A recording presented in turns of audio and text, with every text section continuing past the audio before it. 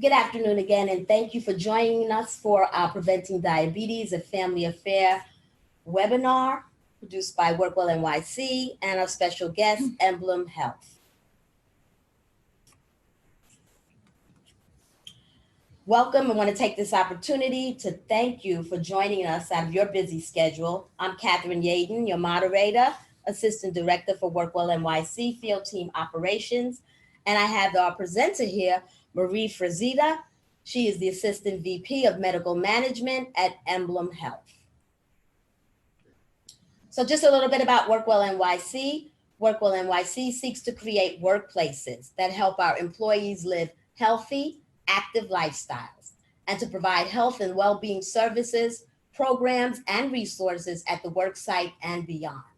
And they're divided into 4 buckets. As you can see, Move More, which is our fitness component, Eat Well, which is our nutrition component, Be Well, which is our mental health component, and Take Action, which is our programming such as diabetes prevention and hypertension. So today is World Diabetes Day, but it's also November is National Diabetes Awareness Month. And the theme for 2019 is Family and Diabetes.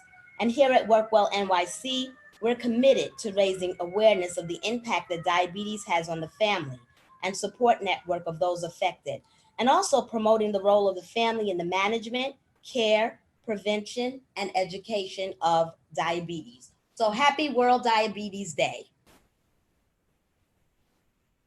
So first things first, it's important. Do you know your risk? It's very important to take the pre-diabetes risk test to assess your risk for developing diabetes. So we're going to open up a poll now, and there's going to be 2 things there, yes or no. We'd like you to take a moment to answer.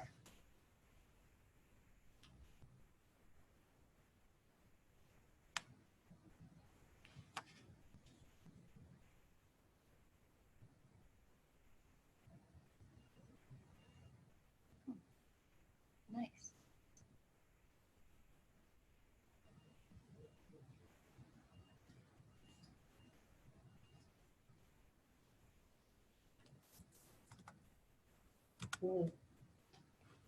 Wow, that's great.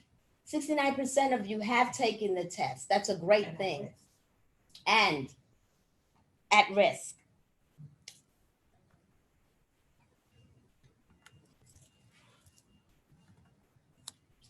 So at this time, I'm going to hand it over to Marie Frazita. She actually is a certified family nurse practitioner with a doctorate degree in nursing practice. Marie has over 20 years of experience caring for and managing people living with diabetes. She's a valued educator on the most sought after topics in diabetes, self-management education and support. And she has an in-depth understanding of the importance of diabetes education and emerging trends in diabetes. Marie? Thank you, Kathy. Thank you for that very warm welcome. And thank you to the Workwell team for including me in this webinar on such an important topic. This topic I am extremely passionate about, because out of all the conditions people could get, this is really something that we could take control of and either delay or prevent the onset of having type 2 diabetes. Okay, so the World Health Organization made a statement back about 15, 20 years ago, which really always stuck with me. It said diabetes is the largest growing condition caused by environmental factors. And to me, that means a lot of the lifestyles that we kind of take over here as Americans, as New Yorkers, kind of contribute to the development of type 2 diabetes. Now, I'm going to talk a little bit about the difference between type 1 and type 2 in just a minute.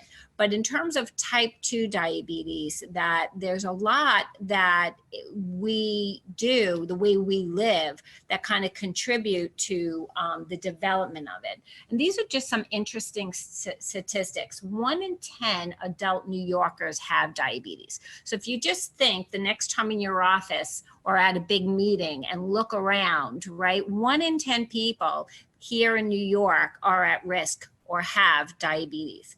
1 in 3 people actually have prediabetes. And I'm going to talk a little bit about what prediabetes is as well in a moment. Nearly 90% of adults living with prediabetes don't know they have it. And that actually is true for people with diabetes as well. Most people with type 2 diabetes can go about 5 to 10 years having high blood sugars before they even know that they have the condition of diabetes. And the third fact, which I think is pretty alarming, that type 2 diabetes is really on the rise in our children, in our pediatric population. So I just wanted to level set and talk a little bit about the different types of diabetes. So type 1 diabetes used to be called juvenile diabetes, and then they changed the name to type 1. And that really is an autoimmune disease. And what that means is that your body stops making insulin. Insulin's a hormone that is made by the pancreas. It's an organ in our bodies that its only job is to open the cell. If you see on the side that key, it acts like a key, opens the cell doors and allows glucose or sugar, which happens from the food we eat, to go into the cell to feed our cells, right? To give us the energy we need. People with type 1 diabetes, their body stops making insulin. It's nobody's fault. Not really sure why it happens. Couple of theories out there, but their life becomes dependent on taking insulin, right? And again, there's nothing you can really do to prevent yourself from getting type 1 diabetes. It's something that just happens. Type 2 diabetes, which is really going to be the focus of our talk today, used to be called adult onset diabetes, and it was changed to type 2 diabetes some years ago. And that is a combination of what they call insulin resistance and not making enough insulin. Sometimes people with type 2 diabetes makes 3 times the amount of insulin they need, but their body doesn't use it right. There's some sort of miscommunication between the insulin getting into the cell. It's a resistance. Gestational diabetes is diabetes or high blood sugar that happens right when a person is pregnant. When a woman's pregnant, her body needs 3 times the amount of insulin. Sometimes the body cannot make that extra insulin, or there's additional insulin resistance because of the healthy placental hormones. And it's a very, very common condition. Lots of times, and it's important to know that people call gestational diabetes a precursor for type 2. So women that have had gestational diabetes are at a high risk for getting type 2 later on. So that's important to know. Very important if you had gestational diabetes to make sure that you get screened for diabetes on a regular basis. Pre-diabetes, and this is really the opportunity stage. That's when someone has high blood sugars, but it's not high enough to really get the diagnosis of diabetes. So there's a lot of opportunity here to know you're on your way, but you don't actually have it, where we could take some really positive actions and steps to kind of prevent yourself from getting diabetes. Okay, so I'm going to talk a little bit about what happens to your body, how your body works when you don't have diabetes. And then we'll talk about what's different when you do have diabetes. So what happens when you don't have diabetes, right? A person eats, right? Whatever they eat gets broken down into glucose or sugar, we can call it, and that becomes the food or the energy for your cell, right? Every part of our body needs glucose in order to function. The body makes insulin, as I said before, a hormone from the pancreas, and that's a key that opens the door to the cell, puts the glucose or the energy into the cell, and maintains your blood sugar level within a normal range.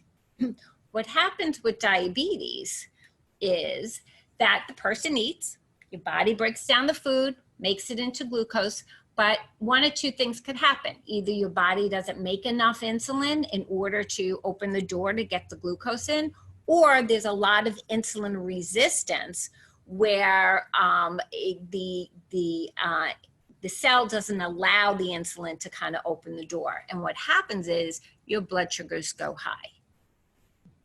Okay, so we're going to do a polling question. So here, please take a moment to answer. There are no symptoms to type 2 prediabetes. There are no symptoms to prediabetes. Fact or myth? True or false? Okay, we'll give everyone a second to answer the polling question.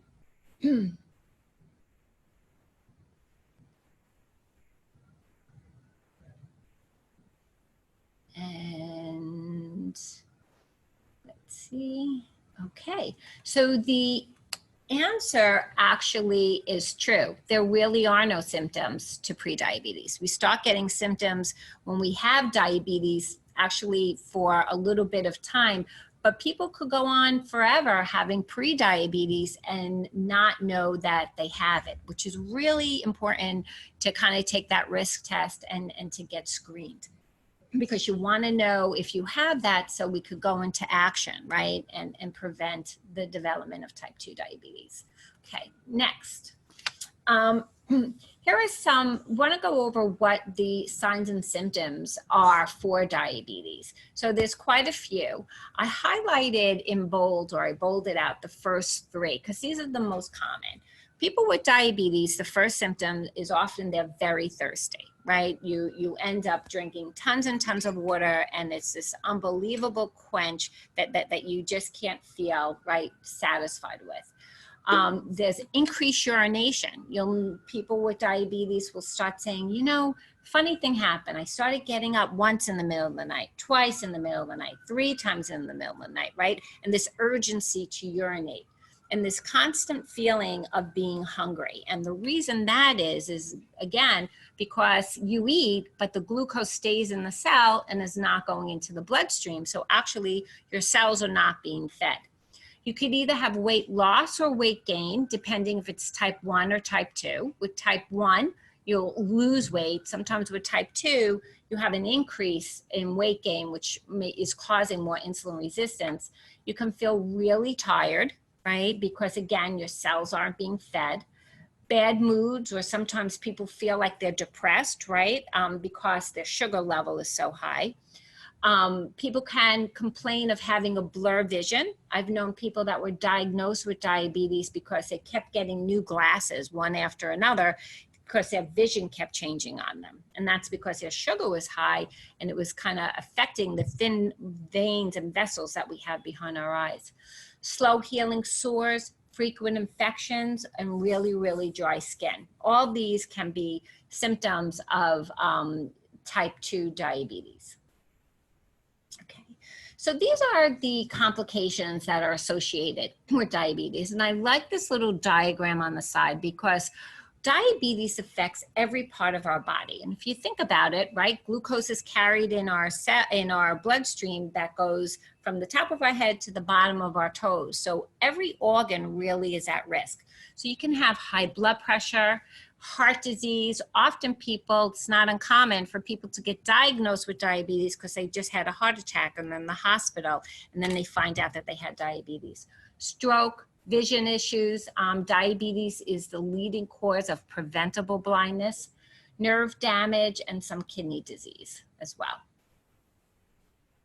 So another polling question. If a person with diabetes feels okay, he or she is okay. So is that a myth or a fact? False or true? We'll give everyone a second to answer the poll.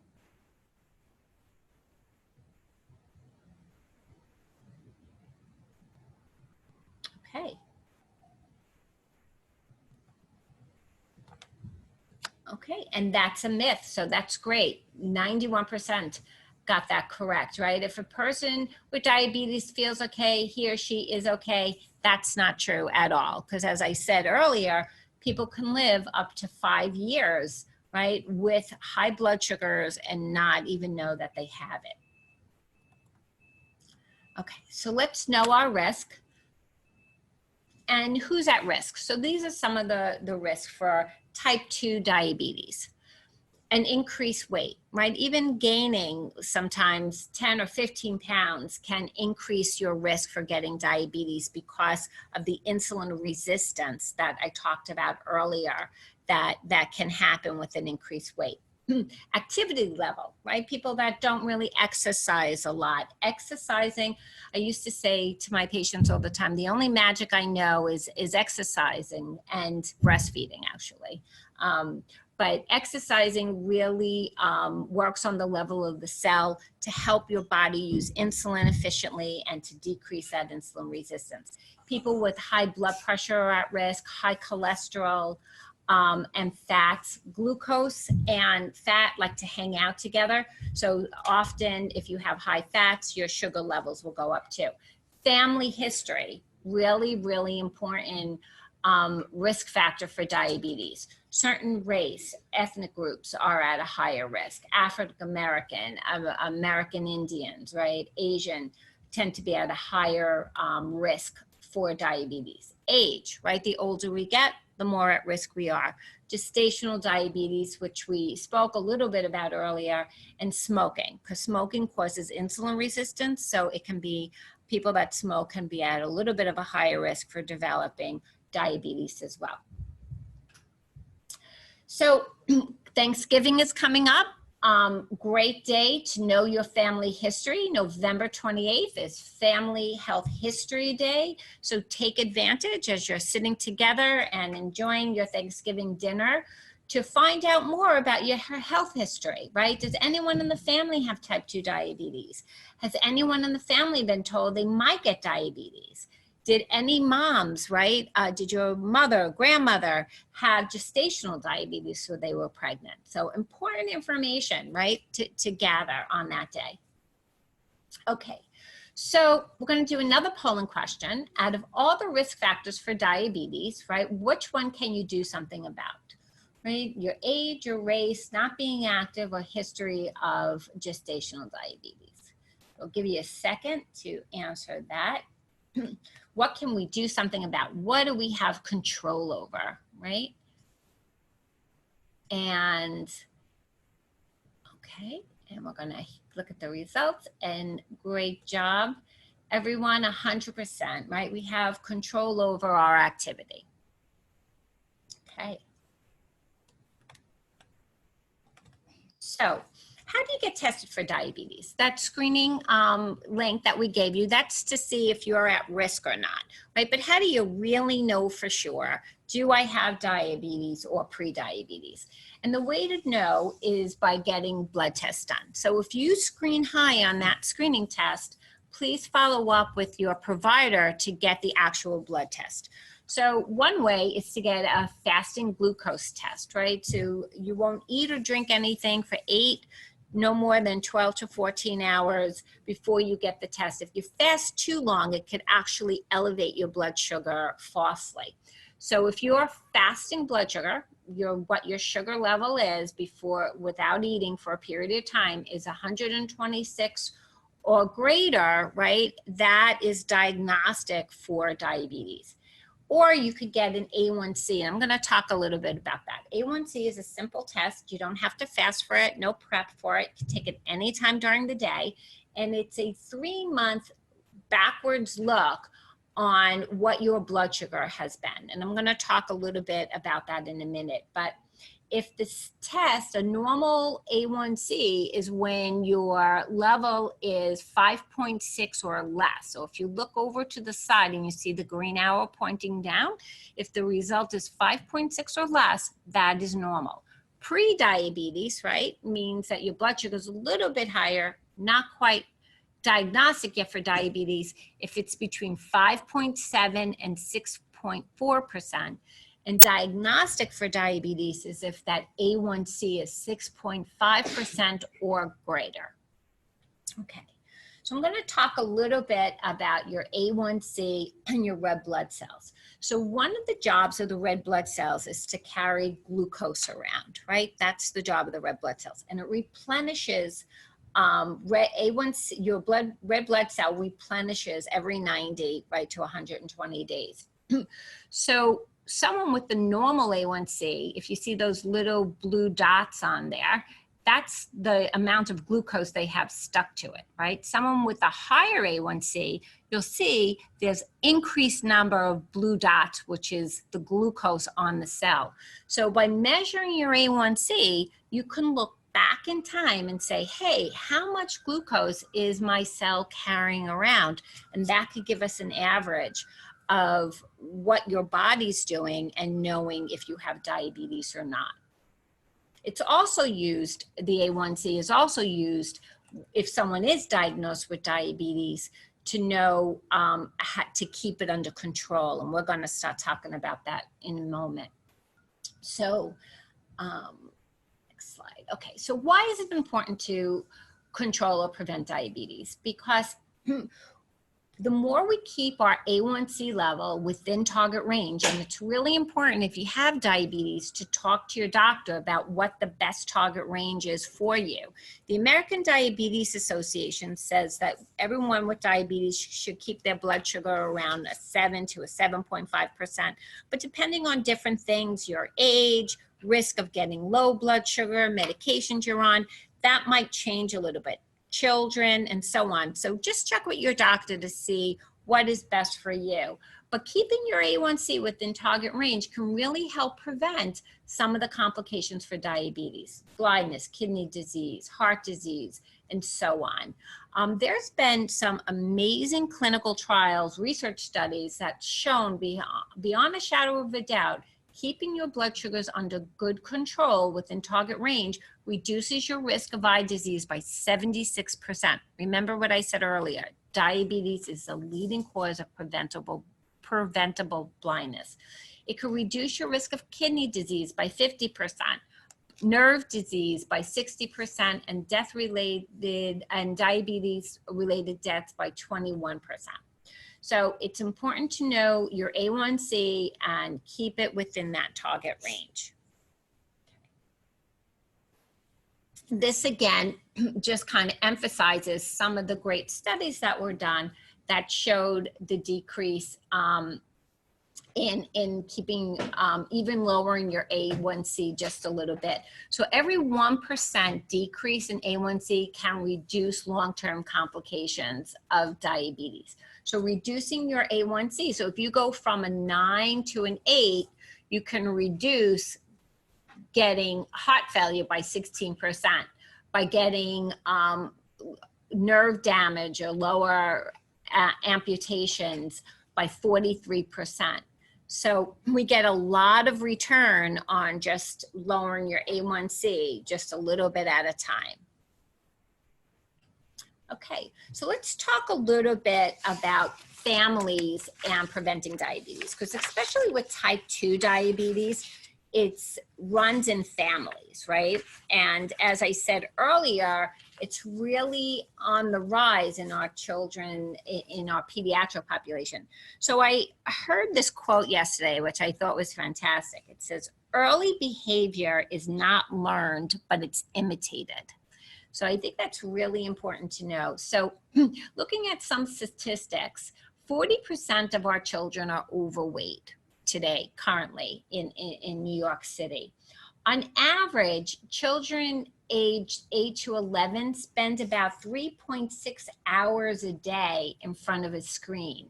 That's nearly double the suggested time of 2 hours. So if you take that 3.6 hours a day, or even round it up to 4 hours a day, right? And multiply that by a week, right? Multiply that by a month. That's a lot of sedentary time that kids are spending right in front of a screen, right? Not being active. I recall quickly when my son was younger, I had taken him to the park, and this is when Game Boy and a lot of the screen games came out, and we were at the park, and I saw a group of kids sitting in a circle, and they were playing video games at the park. And I thought to myself, here they are, these kids are out, right? Instead of running around and playing, they're sitting around in video games, right? Because it's just so convenient wherever they are, they can be sedentary. And it's just something to think about, right? Parents that are more active and eat healthier tend to have children that live healthier lifestyles. And study after study has have proven that. And another study has shown that even if dad is really active, but mom isn't, kids tend to imitate their moms more than they do their dads. So just a little thought there. No pressure, just a little thought there, right? But the more healthier lifestyles, kids imitate that. Okay. So I love this slide. This talks about portion distortion. Like, how did we get into this situation, right, in New York? How did we become more heavier, more sedentary, right? And it's really what has happened in our environment. You know, if you bought a plate in the year 1950, that plate size was 8 inches in diameter. Now, if you walk into Bed Bath & Beyond and buy plates, the average plate size is 12 inches in diameter, right? So when you think of how the plates have grown and what that means from a calorie perspective of putting food in there, and just going into like local restaurants, right? A hamburger 20 years ago, when you walked into McDonald's, that was about the size of the hamburger. That was about 333 calories. Now, the size of a hamburger, say at McDonald's, has grown so much in size, right? It's now about 590 calories. And when you think about ourselves, right, as New Yorkers, how do we describe restaurants, right? That was such a great restaurant. The portion sizes were amazing, right? Or the food was really good, but the portion sizes were really small, right? We've become distorted in what a normal portion size is. When you look at pizza, right? 20 years ago, 2 slices of pizza, that was about the average size, 500 calories. Today, it's about 850 calories when you eat 2 slices of pizza, and so on. One of my favorites is popcorn, right? When you look at the bottom, the average popcorn size 20 years ago, right, was about 270 calories. Now, you go into a movie theater, you get the jug at $630, and for an extra 25 cents, right, you could get an extra refill and a soda to go with it, right? So all of these promotions and how we've changed environmentally has really affected the impact of our health, and it's something just to be aware of because it's in our everyday life. Okay, so I wanted to point out here the healthy plate. This is something that came out by the CDC, the government, and I think it's a great little tool, like when you look at a plate, right, how to make it healthy. So if you look over to the left side, it's saying to put fruits and vegetables, and you could just kind of fill that up with non-starchy fruits and vegetables on that side. Portion protein on 1/4 of it, and then grains, right? You could do brown rice, right? Quinoa, a sweet potato, right? That kind of thing, as like 1/4 of the plate for a portion size. And I wanted to add the vegan plate because I know a lot of people nowadays are heading towards more of a plant-based diet, right? Of how to kind of divide the plate. And it really stays the same, right? 1/2 of the plate can be fruits and non-starchy vegetables. Then you have your grain to the side. And then for your protein, right, we're looking at things like legumes, nuts, right, tofu, things like that.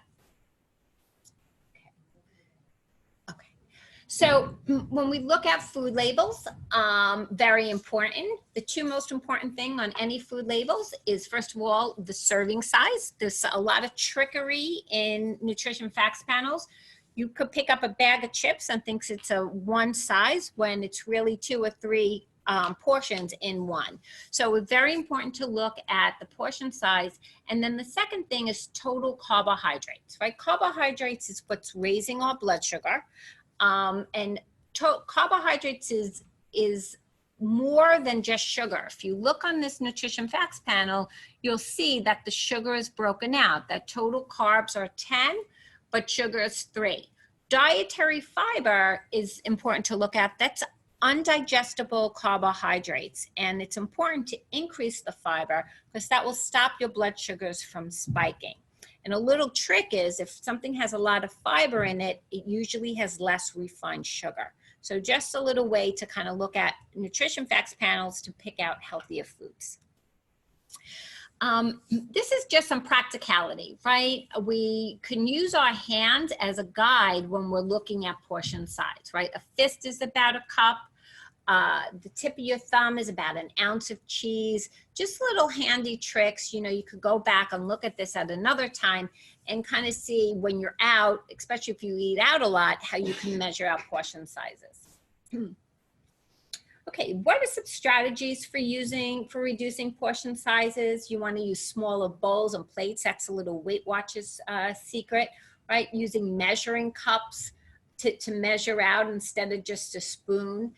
Eat lots of non-starchy vegetables to feel full. Have your salad first and drink plenty of water. Okay. So here are just also some tricks to eat healthier. It's become very common now, easy to access. Cauliflower rice. Last night I had cauliflower mashed potatoes. They were fantastic, really good. So you do a lot of things now with other options than starchy vegetables. Add a big salad. You could swap refried beans for black or kidney beans, mix in tomatoes, peppers, colorful vegetables, right? You could use zucchini pasta, carrot pasta. I've been seeing all kinds of varieties instead of regular starchy pasta. How do we get our kids to eat healthier? Very important. And some tricks is, you know, to get them involved, you know, have them go food shopping with you, have them take cooking classes or cook with you, help prepare some of the food you're eating, make plates more colorful. You can disguise healthier foods in like vegetables, soups, stews, have healthier snacks around, right?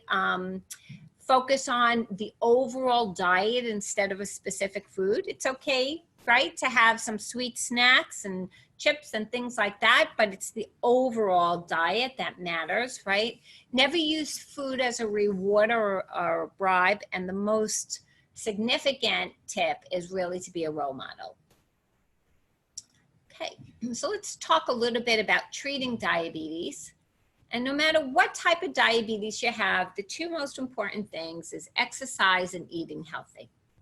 For people living with type 1 diabetes, insulin's a necessity, right? That's your lifeline. If you don't take insulin, you basically can't live, right? We need insulin to live. People with type 2 sometimes are on insulin. A lot of times are on different types of oral agents, right? Different pills or a combination of both. Okay, so let's talk a little bit about goal setting, right? As you sit back and think, hey, how can I make my life healthier? That there's a trick to setting goals, and they're called SMART goals. You want to be very specific. You want it to be measurable, meaning how much. You want to have an action plan, like how are you going to do this? You want it to be realistic, right? Because lots of times, especially around January 1st, we set all these big goals that might not be realistic, so little baby steps. And you want it to be time-based. So this is an example of a SMART goal, right? A non-SMART goal might say, I am going to exercise more. That's just my goal. To me, when I say things like that, to me, that's a wish. A SMART goal is, I will walk 20 minutes a day, Monday, Wednesday, and Friday during my lunch break, right? That's very concrete. I can measure that. I know exactly what I'm going to do and when I'm going to do it. So let's talk about just some take-home tips, right? We're gonna follow a healthy diet, right? We don't need to be perfect, but lean more towards focusing on the whole meal. Stay active, even a little bit of activity, 10,000 steps a day, right? They say really helps with weight loss and reduction of diabetes. You wanna follow up and see your provider, you know, talk to your doctor about your risk, get tested. Take medication if it's prescribed for you, and check your blood sugars regularly. Just wanted to talk a little bit about our neighborhood care centers. So at Emblem, we have in the community neighborhood care centers, and they're throughout New York City and the boroughs, and they offer free on-site classes for anyone that walks in. We have social workers there that can help navigate you to resources. We connect you to community partners. We coordinate with our providers at ACPNY if those are the providers you use. And if you do have emblem insurance, they can help with a couple of other additional things. But this is open to the community at large, regardless of what your insurance is, at no extra cost. And here is just a list of where our locations are, and they're ready to serve you in any way we can to help support a healthy community. I'm going to turn it over to Kathy that's going to talk a little bit about some of the resources. Thank you, Marie. Thank you for that great presentation that you've given us. And on behalf of WorkWell NYC, we'd like to thank you again for taking the time out to be with us here today. And those who are on the webinar, we're thankful that you're on the webinar as well. And we hope that this has empowered you with the tools needed to understanding diabetes and what steps that you can take to prevent and or control diabetes. And most importantly, know that it's not just for you, but for your family, your friends, and it is a family affair. So some of our resources.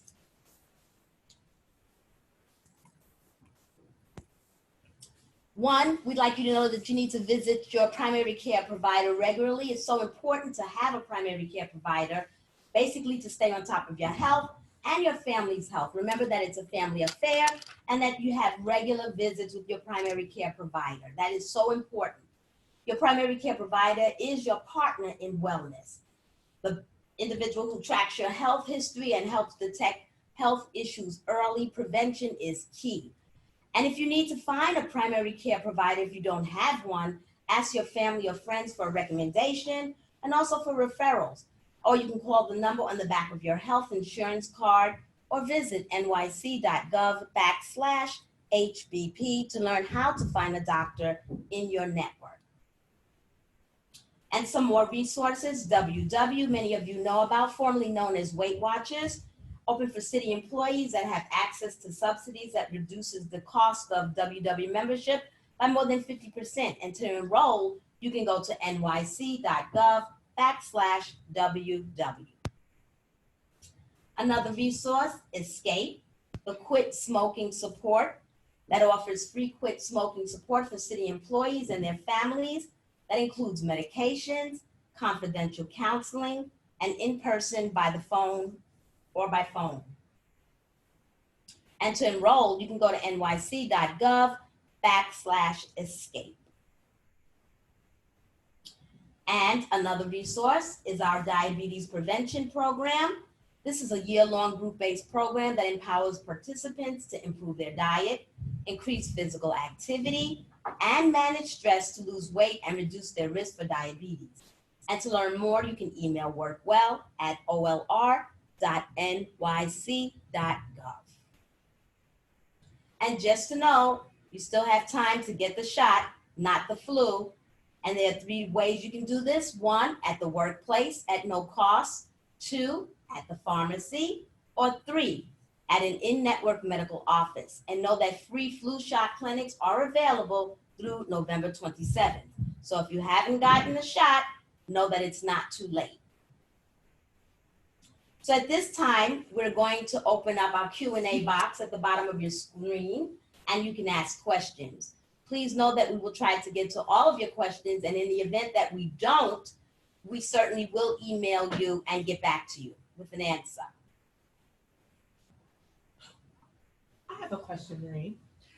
If you are concerned about somebody that you live with that might be dealing with or not be managing their diabetes as well as you would like, what kind of advice or recommendation might you have for them to help encourage their friend, family, or loved one to become more actively involved in the management of diabetes? So that's a wonderful question. There's actually been a lot out there. They actually call it being the diabetes police. And that's one thing we don't want to do, because living with diabetes is very difficult. And it can put a lot of pressure on someone. And research has shown actually kind of always pointing out what a person's doing wrong is not really helping. And I think the best thing to do is to be as supportive as you can, to you live a healthier life, right? Especially if you're in charge of the cooking have healthy food choices available, right? Try to support them with going to the doctor, validate how they feel. And going to support groups are really helpful. They actually even have support groups for people that love someone with a chronic disease, because having a chronic disease can affect, you know, the family. So looking at things, looking into something like that, but being as supportive as you can, trying to be a role model, living your own healthy life, taking control of what you have, again, cooking, things like that. Great.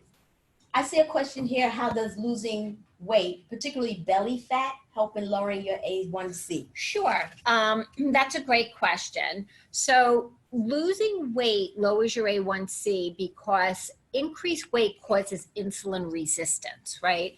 And when you lose weight, your body becomes more sensitive, or is able to use the insulin that your body makes better.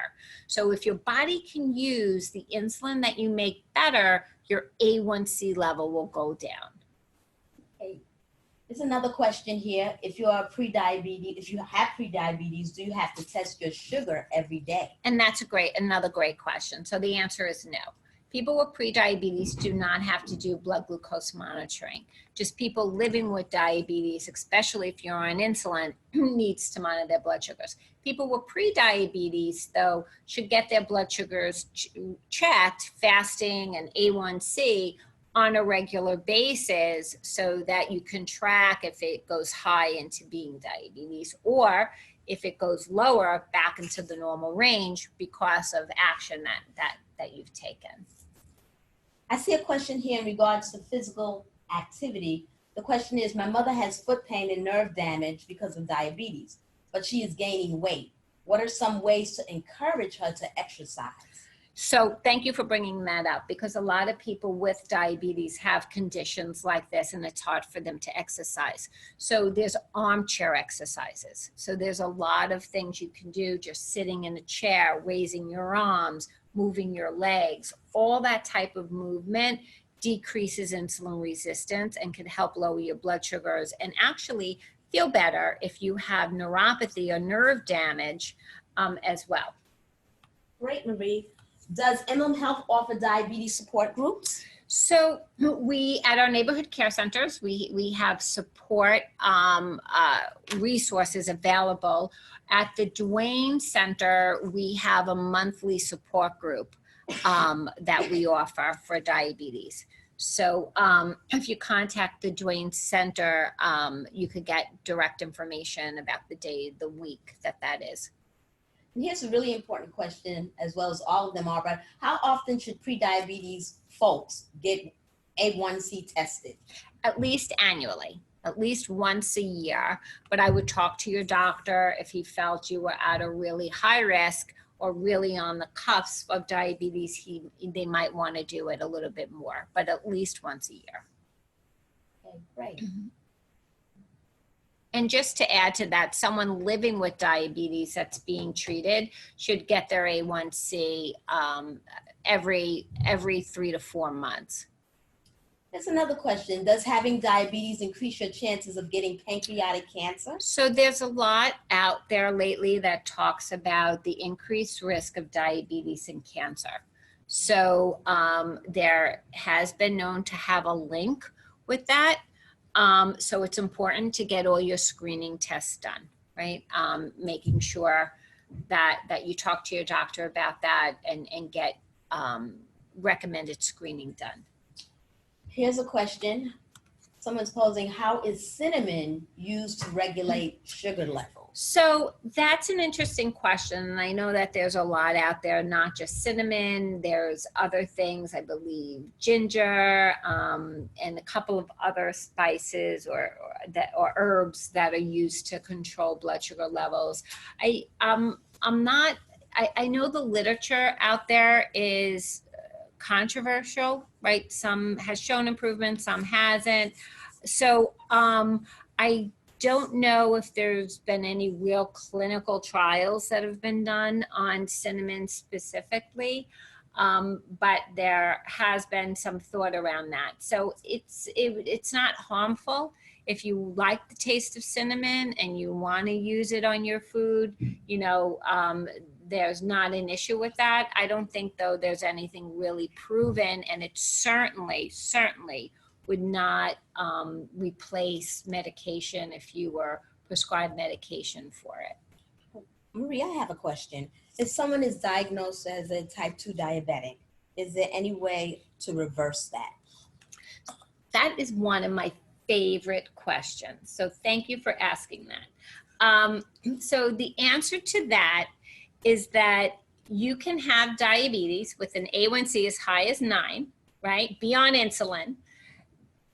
Go into action. If you're overweight, lose weight, go into exercise, eating healthy, and get your A1C down to a normal range, right? And be off of all medication. And in my mind, that is having controlled diabetes, that you're using diet and exercise, right, to control it. I don't like to say your diabetes goes away, because if that person gained the weight again and became sedentary again, their blood sugars will go high again, right? But you can certainly get your blood sugars under really good control and get off of medication with type 2 diabetes in some cases, right? If it's not related to a decrease in insulin production, and keep it under control with diet and exercise. That's great. Here's another question. Is it true that the connection between consumption of high amounts of sugary foods and the increased risk for diabetes is actually a myth? And what specific types of food and eating habits, such as late night eating, might increase your risk for diabetes? So there's been a lot out there to say that not everyone that eats a high sugary food, right, increases their risk for diabetes. But when we eat high fats, high sugars, we increase our risk for gaining weight, which is a risk factor. But eating sugar in and of itself cannot cause diabetes, right? It's more the weight around it. If you have diabetes and you eat a lot of sugary foods, it can be very hard to control your sugars to get them under normal range. And the second part of that question, what specific types of foods and eating habits late night might increase your risk for diabetes? If you have diabetes and you eat late at night, it can raise your fasting blood sugar, which kind of starts you off during the day already behind the 8 ball, you know, with your sugar being high. It's best to eat like a complex carbohydrate and a protein at night, like a high fiber bread with some peanut butter, right? Something like that, they say, is a healthier snack than having, you know, like a simple sugar. Maria, I have another question. How important is it for you to know your family history of who had diabetes in your family? Extremely important, because especially with type 2 diabetes, it runs in families. So if you come from a family that it's genetically in your DNA, it's important to know, because that increases your risk. Here's another question. Are there any links between stress and anxiety and higher blood sugar levels? Absolutely, very much so. So maintaining good sugar control or preventing diabetes, you really want to manage your stress and do a lot with stress reduction activities, meditation, deep breathing, because stress causes an increase in your hormones, your cortisol level, which causes insulin resistance, which can raise your blood sugars. So a part of healthy lifestyle is exercise, eating healthy, and doing some sort of stress management. Okay. If you're prescribed medication and it's actually making you really sick, what can you do to handle that? So I would talk to your doctor, because maybe there's a little trick to it. I see metformin up there, right? Taking metformin on an empty stomach, right, can make you more nauseous. I would definitely talk to your doctor about that, because they might have to change the type of medication you're on, or there might be some little tricks, times of days, brand versus generic, different classifications that they can do so that you don't feel sick on the medication that you need to take. Here's another question. I see a lot of so-called healthy drinks with a high sugar content. Is that still healthy or a safe choice for a diabetic to drink? For example, Nutriment has 49 grams of sugar. What a great question. And I actually have a flyer that maybe we could share, and it's called What is in Your Drink? Because marketing, a lot of companies have done a lot with marketing where you think something's healthy, but it's really not. And that's why it's important to look at that. So if something has 49 grams of sugar in it, there's probably healthier choices out there for you. So looking at the nutrition facts panel, knowing portion size, knowing how much refined sugar in there is very important. And just because the package says healthy drink, right, doesn't really mean that it really is a healthy drink for you to have. I have another question. There's a lot of individuals that believe that having a smoothie every morning is something that's good and it's healthy. Is it?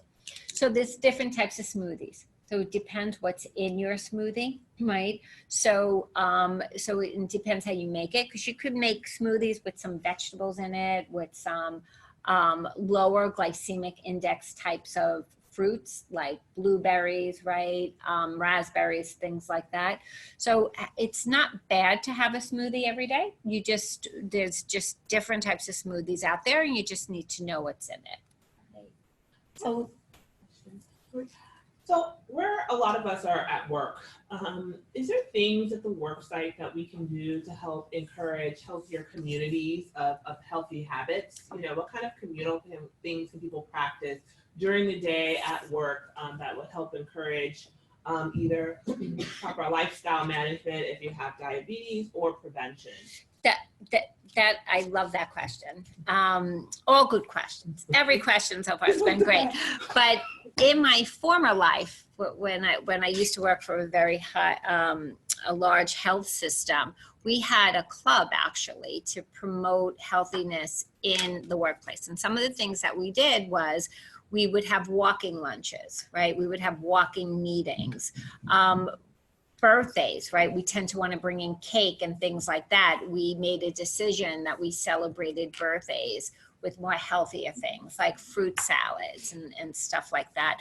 We had Weight Watchers at the work site. So I think there's a lot we can do, because we spend a lot of time with the people at work, right? They're like our second family.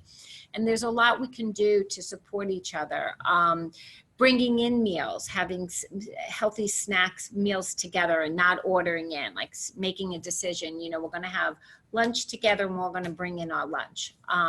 Things like that, I think, are things that we can do to support each other at work. Another little trick at work, instead of emailing or calling someone, walking over to their desk, right? It gives you a chance to be more active, but also connect and make those relationships with the people at work. And I think just one more question that we have here. I'm eating low or healthy fats, mostly low carb and low sugar foods, but I'm still at risk. I brought my A1C down from a 6.5 to a 6.3. Is it possible to move yourself to below 5.7 blood sugar level after you've had pre-diabetes numbers, even after menopause, if you're struggling with weight? So sometimes it can be, sometimes you can and sometimes you can't. Some of the things might be out of your control. For that, I think as long as you keep your blood sugar down as much as possible, you're heading in the right direction. I would talk to your doctor about anything additional that you might be able to do to get it more into the normal range. But it sounds like you're really doing a great job, and I just really want to commend you, because going from a 6.5 to a 6.3 is not an easy task, and you could tell that you're working really hard at that. So I would have a conversation increase your exercise would help. And I see the question above is, how often should I exercise if I have prediabetes? And the answer to both is, they say 10,000 steps a day, right? So the more you exercise, the more it decreases insulin resistance and helps to lower blood sugars. But whatever you do, you know, if you don't get to the 10,000 steps, improves, right? You don't have to you don't have to get all the way to that, but if whatever increase you do to being active all helps and benefits the reduction of diabetes. Great. All of these questions are really great. Again, if we didn't have an opportunity to get to your question, we will answer you via email. At this time, we're going to wrap it up as we're getting close to the time for the ending of our webinar here. We first want to thank you for all attending, again, out of your busy schedule. And we do hope that this has been very informative to you. We again want to thank Marie for joining us. And on behalf of WorkWell NYC, it is our job and our mission to make sure that you stay healthy, wealthy, and wise. Your opinion truly matters, and we want to hear from you. So please fill out the brief survey that's going to be emailed to you following today's presentation. You also will receive additional information as well. If you have any questions, you can go to workwell@olr.nyc.gov. And also for more information on WorkWell NYC, you can see at the bottom here, you can go to nyc.gov/workwell-nyc. Again, we want to thank you for attending. We look forward to you being on more webinars, and happy World Diabetes Day. That's all right.